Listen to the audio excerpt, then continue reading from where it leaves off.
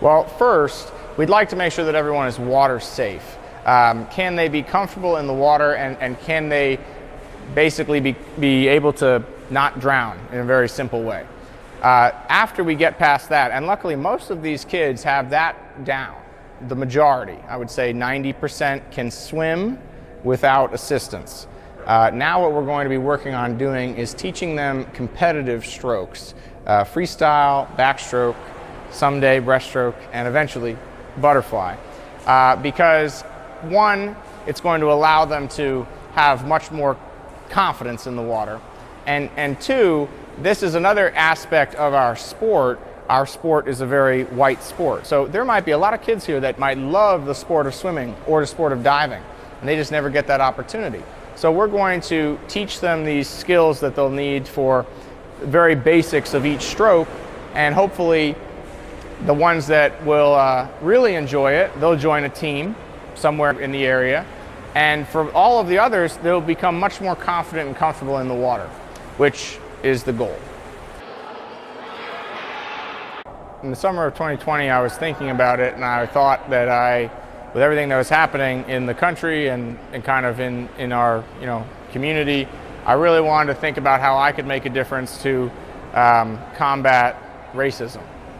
And I thought, well, I'm only one person, but I'm a swim coach and I teach people how to swim. So I actually went to a community gathering at the Hillcrest Apartments that summer, and I talked to some people there, and most of the people told me that they don't have a pool to swim in and they very rarely get pool time. I looked a little more into it and I realized that for African American communities, the likelihood that a child will drown is 4 times higher than a white child.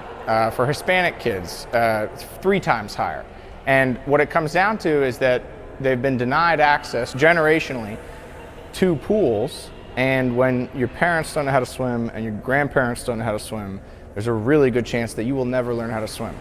So I realized there was a problem right here in our community, and I talked with my boss, the head coach, Elizabeth Likens, about it, and I talked with our team about it. They really liked the idea of volunteering our skills and our facility so that we could benefit our community by teaching them a life-saving skill. I mean, swimming is the only sport that is also a life-saving skill. So it's been a lot of moving pieces and a lot of months of work in the process, and we're very excited to have these kids from the YTL here, because I believe that we could really make a really big impact in their lives and in the community.